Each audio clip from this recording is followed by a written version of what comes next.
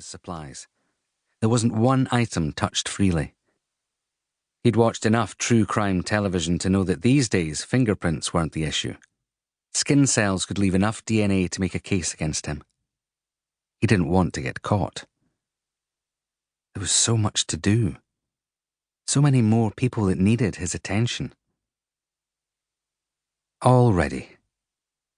He could even afford the time for a nap. Better not to be tired given all he had to do. Not just the physical aspects. Killing was hard work. Anyone who believed a human being perished in the few seconds portrayed in TV crime dramas was an idiot. Death, more often than not, was a slow striptease of a show. There were ways it could be done fast. Gunshot, explosion, massive head trauma. But hands-on, it inevitably took longer. Suffocation and drowning were the real time-heavy activities. And chances were that you'd end up injured yourself. Scratches, groin kicks, broken bones. He'd had enough of that. Lying back on his bed, he closed his eyes. The anticipation was all a part of it. Rushing to the end point was like reading the final chapter of a book first. It was the build-up, the investment in the characters that made the payoff so thrilling.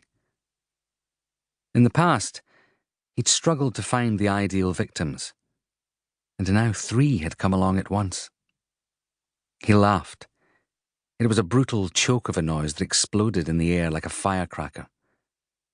It was a cruel sound, but he wasn't a cruel man. Not unnecessarily. Only when cruelty was absolutely required. Chapter 2. "Hey, sweetie, let me get you another drink." Jo smiled at Lily as she returned from the pub toilets. Lily squeezed between a final pair of Friday night oblivion seekers, failing to notice the one staring at her backside as she turned side on to get through. Fair enough, Jo thought. It was a body worth staring at, and he wasn't going to start a fight over something so petty. "Jo, it's my turn. You don't always have to buy," she said as she dropped to the seat at his side. They huddled in the limited space, raising their voices against the increasing uproar of drinkers, music, and the shuffle of feet on the wooden floor. "Are you saving money for university?" he asked, gathering up their empty glasses. "You know I am," she replied, "but that doesn't mean... And are you going to bust your ass to become the best doctor ever?" Jo leaned down to kiss her. The crowd of girls sharing their table rolled their eyes, tutting, jealous beneath their masks of disgust. "You're crazy." Lily kissed him back. "So, am I doing the world a favour by helping Miss Lily Eustace save future lives without starting her degree in extra..." He looked at the ceiling, calculating. £8.46 in debt? "I give in..." Lily laughed, kissing him again, then pressing her face into his neck as she blushed. "Okay. You got me. I have a thing about women in white coats with stethoscopes. This is my way of secretly funding my own bizarre fetish," Jo said.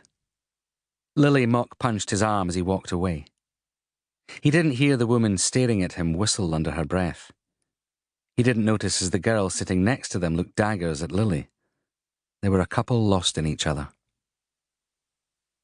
Getting to the bar was like climbing a mountain. Drinks spilled down backs as people moved away with their hands too full. Positions were claimed and voices raised when one customer was wrongly served before another. Requests to change the music were yelled, and complaints made that someone was locked in one of only 2 cubicles in the ladies.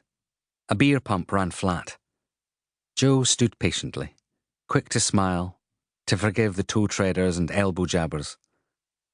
He had Lily, and she was everything he'd dreamed of. In his car was everything they needed for the perfect romantic evening. Wood, firelighters, matches, a flask of liquor to warm them up, a sleeping bag. Even the weather had been kind. It would be cold, but the rain was going to stay away. He'd even been thorough enough to check out their destination a few days ago. Edinburgh.